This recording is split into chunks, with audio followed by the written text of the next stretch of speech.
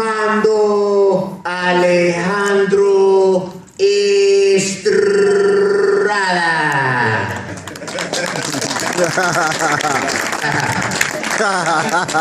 And without any further ado, allow me to introduce the man who helped put this together. Please give it up for my friend, Damian Nelson. Woo!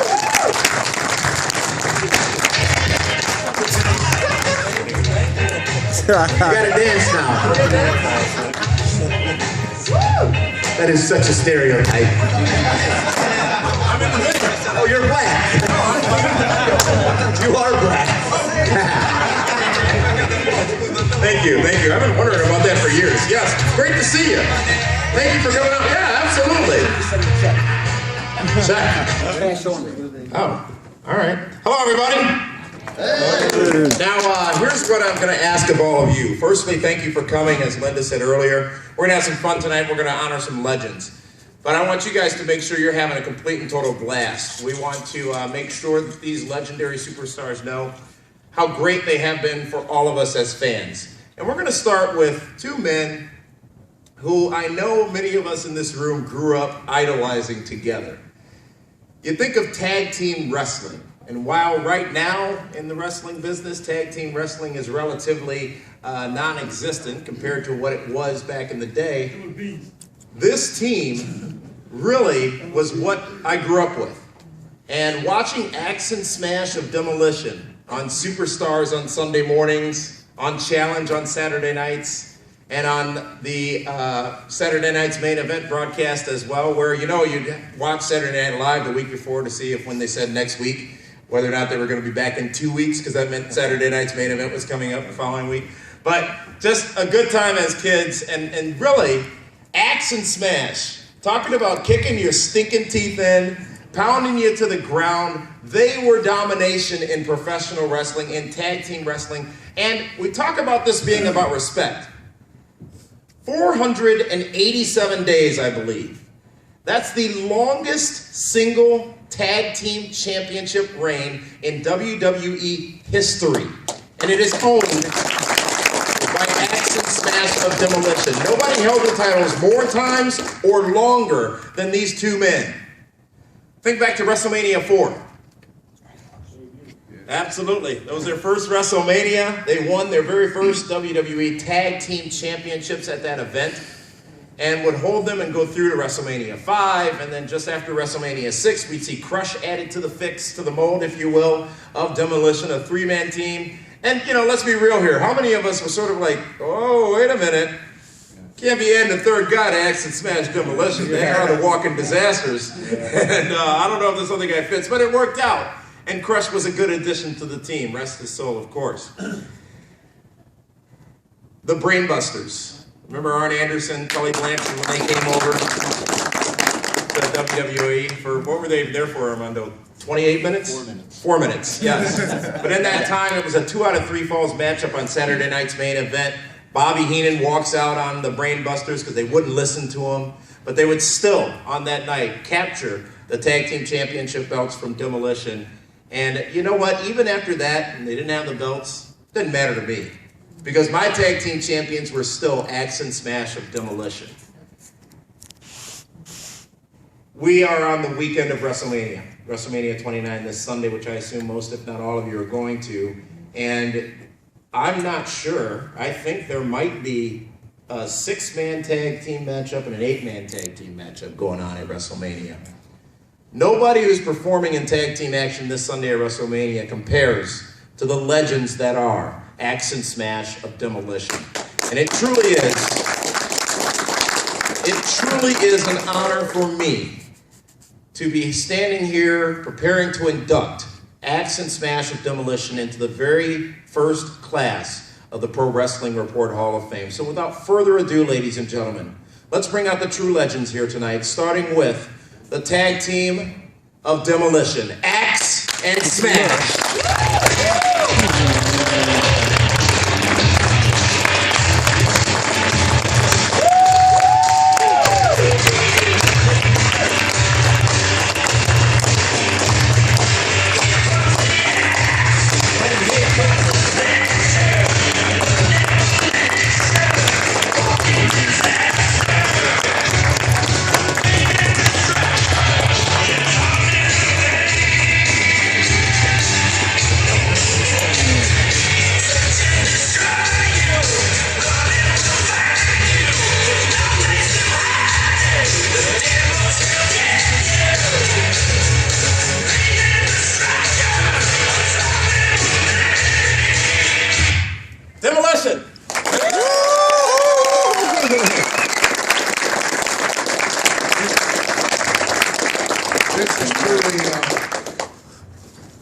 touching. You know, not too often that we get to mingle with the fans. We've done a lot more since we've gotten out of the ring. But years ago, I think you all know that you went to the arena, you did your fighting, and you left the arena. You're going to another arena. And to be honored and to be remembered. Every time we sit down at events like this or signings, you people make our career. Because you remember things that we actually forgot because we were in the forest at the time, in the trees fighting. And it's nice to know that we made an impact, and everybody wants to be remembered. And I want to thank every one of you for coming out. It touches my heart. I know it does Barry as well. And I want to thank you, Damien and David, for putting this together. It really, really is a moving moment for me.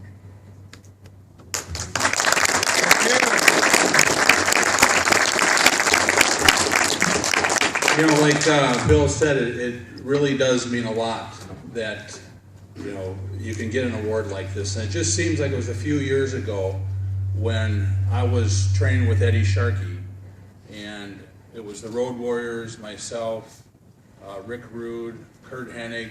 You know, we're all breaking in the business, and you dream about finally making it. Well, when I got together with Bill and became Smash and was in the WWF at the time, it was the biggest thing, and it was a childhood dream, was to get in the ring and wrestle all the stars that we wrestled. And to have fans like you, you're the ones that make professional wrestling. Without you, we wouldn't be standing here.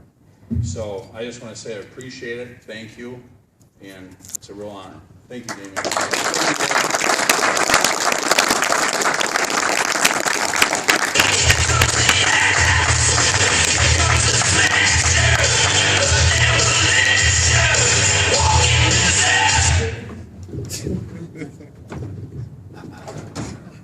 Was there ever anybody in pro wrestling history that has had cooler music than Demolition? No! I mean, the moment you heard that, and I'm going to try my best to sing, so go ahead and get your cameras out, because one day this is going to make you a lot of money.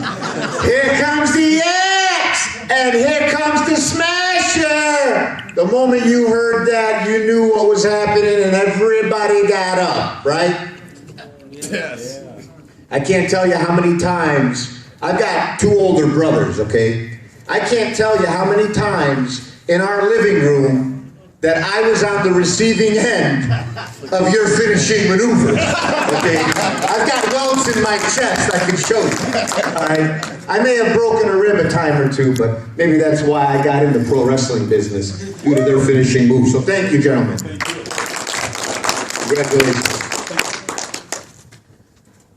Our next inductee, I have a very vivid memory about, and I was probably 8 or 9 years old watching Saturday night's Main Event. Anybody remember that show? Yes. The old school.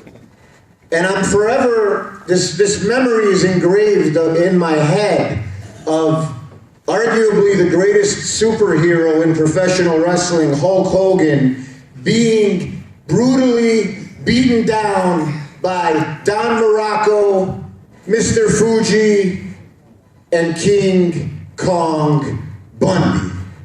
Did he do a number on him or what? Hell yeah. Who remembers the Bundy Pearl Harbor on Hogan? Make a little noise. Yeah, woo! I still remember that like it was yesterday, but I can't tell you what happened on Raw last week. Here to induct King Kong Bundy is a good friend of mine, and he helped put all this together along with Damian Nelson. Mr. David Hero, don't play his music yet, because I'm going to talk about how good of a man David Hero is. I took a long flight in today from Chicago. It's a whopping 2 hours. And my good friend David Hero couldn't even fly me first class. I just wanted to get that out there.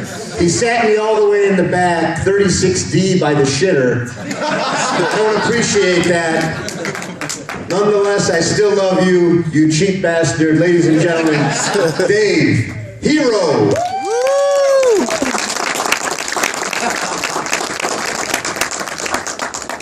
I've got miles on American, you know. Platinum, executive platinum. Thanks for having me. The next inductee into tonight's Pro Wrestling Report Hall of Fame is a very dear, good, close personal friend. Yes, we all saw him annihilate Hulk Hogan on Saturday night's main event. At that time, my uncle was a doctor in the Phoenix hospital. And after that, I called him right away. I'm like, oh my God, is Hulk Hogan really there? And of course, he played along. He said, oh yeah, you should see him. He's, you know, battered and bruised all over the place. And I hated King Kong Bundy because I was a Hulkamaniac. I never in my wildest dreams thought I'd be up here right now inducting him into our Hall of Fame. Yes, he beat up Hulk Hogan. He headlined WrestleMania 2, but the career of King Kong Bundy is so much more than that. Feuded with the legendary Andre the Giant, the world-famous Von Erich family, was an opponent for The Undertaker in one of the streaks. And who can forget the amazing tag team of King Kong Bundy and Big John Studd, who should have been tag team champions. Managed by Jimmy Hart, General Skandar Akbar, Gary Hart, and of course the world-famous Heenan family of Bobby the Brain Heenan. Without further ado, I'd like to induct my friend, King Kong Bundy, into the Pro Wrestling Report Hall of Fame.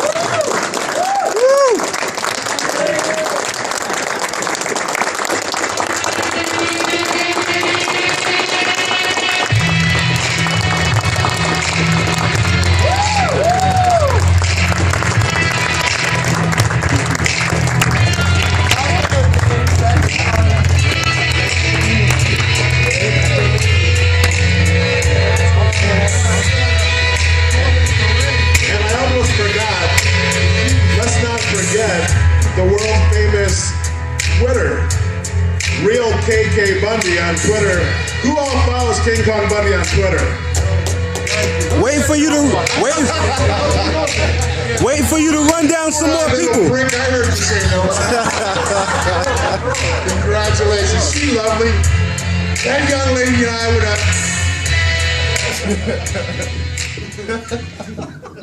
Amy, are you controlling the music? No, not at all. First of all, these two guys said exactly what I was going to say. Armondo didn't help at all. Oh, thank you, Dave. Oh, by the way, he forgot to mention, Wow. you also a member of the $1 Million Team. Hey, it's his speech, dummy. Let him talk. Japanese guy. Stop nuts. This is a monologue, not a dialogue. I want any shit out of you, I'll squeeze your head.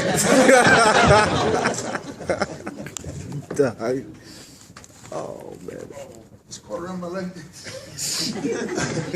First of all, and Barry said it best, and I've always said it to the guys. You guys, you're what wrestling is. I tell people wrestling fans are the nicest people in the world. And there's always a jackass like this, like Hop Singh, screwing things up for everybody. The best people in the world, you guys are responsible for everything, and we really appreciate that. Oh, my career, it all started in a little log cabin. Actually, the highlight of my career, I started in the WWF. I was doing jobs, you know, getting beat 3 times a night for $50.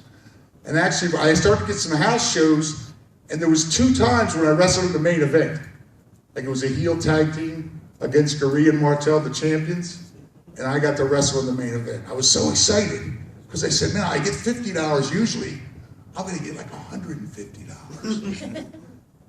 And I got my pay, and it was $50. And it should have taught me something about the wrestling business. And I went to the agent, who was like our boss, and I said, you know, I was in the main event, and I still just got my $50. He said, oh, that's what Vince Sr. said to pay you. You know, the agent just took the money from me. My second main event was the same thing. Don't you love that? It's like when you get a double shot. You never get double the money. Right, guys? Come on, double shot. Double the work, same pay. Double the work, same pay. Oh, so I got to meet Blackjack Mulligan. He was a great worker back in the day, and he started a territory down in Kansas City. I'm sorry, Knoxville. Harley Race was Kansas City. And I went down there to work. $50 a night guarantee. Man, it was a little tough. Then I went to Atlanta to wrestle on that TV there. Remember TBS went all over the country? Yeah. Yeah, I was wrestling Bruiser Brody in the Omni, so they put me over somebody that afternoon on the TV, and Gary Hart, the booker in Dallas, saw me, brought me in. Now, I went into Dallas as Big Daddy Bundy from the Alaskan oil fields, as a baby face, with the Von Erichs there. So I was like 12th baby face in line. And the Von Erichs, they were nice boys, but they were truly clueless. I mean, they really were. You guys know. People used to say to me, why did Kevin stop wearing boots and go with the nature boy look, wrestling barefoot? Well, he did that because he kept forgetting his boots. And it reached the point where he said, you know, one less thing to have to worry about. That was it. I was happy he didn't forget his trunks. Because then I would have had his cock and balls slap me across the face all night. One time we do a charity show in Fort Hood, Texas. Now, Prince is donating the show, so, you know. Okay, I don't mind helping out the charity. To me, a charity is breast cancer research, juvenile diabetes, you know, the King Kong Bundy Home for Wayward Wrestlers. That's a legitimate charity. Turns out the charity we were supporting was so the Fort Hood Army Band could go to Washington. Yeah, we're giving money to the U.S. Army. I think they got a little more money than us. So we're bitching about it in the dressing room, and David Von Erich says, Chris, it's a good deduction. Now, I knew what he meant, but I said, what do you mean, David? He said, you can deduct it from your income tax. I'm making a couple hundred a week, traveling hundreds of miles. I really need a deduction. And I said to him, David, I need income, not deductions. Deductions. I needed a deduction like I needed a smaller dick. I mean, honestly, but they were just nice guys, but clueless. I remember when Mike Von Erich started wrestling, he was 150 pounds. And he's wrestling a garden variety heel guy, about 6 feet tall, 240. And we're watching on the monitor, and Kerry says, Mike knows not to sell for this guy, right? Like, don't do anything. Don't make, you know, put over any of his punches. Don't do anything. And I'm thinking, my God, Mike should be selling for everybody. Eventually, I went to Japan. That's where I met Hulk Hogan. And he got my job in the WWF. And I see guys like the honky tonk man say, you know, you'll fuck Hogan. Sorry, the language, young guys. I'm just quoting, but, you know, fuck Hogan. You hear worse in Wisconsin, boss? Yeah, but I remember when the honky tonk man, Wayne Farris, you're all familiar with him, right? Yep. I was up in Calgary, Canada, working for Vince, wrestling Hulk, and Honky was there. Same gimmick, and he had a jumpsuit on that was in shreds. In shreds. I mean, the legs were tattered, the arms were tattered, there was holes in it. He looked like a homeless Elvis, is what he looked like, yeah. And he was so humble, he wouldn't have said shit if he had a mouthful of it. And Hulk says, you think you ought to bring him in? I said, yeah, he's a good guy. Talk to Vince for him. And he did. First thing, Honky, oh man, he was king of the world. I never saw a push go to somebody's head so fast. He just lost his mind is what he did. And a lot of guys did that in wrestling. I hear Jake Roberts is doing internet panhandling now. By a show of hands, if I put a panhandling thing on YouTube, who would send me money? Really? How much? Maybe depends on. Let's just save the time. Just give it to me tonight. $1 million? I don't have Your check is good with me, brother. Guys, thank you so much for listening. Really appreciate it. Thanks for coming out, man. Everybody enjoyed themselves. Before I go, I forgot to thank two very important people. My good friend Dave Hero, Damian Nelson. Thank you for putting together this event. Thank you to PTR. Thanks, guys. Have a good night. Enjoy the weekend.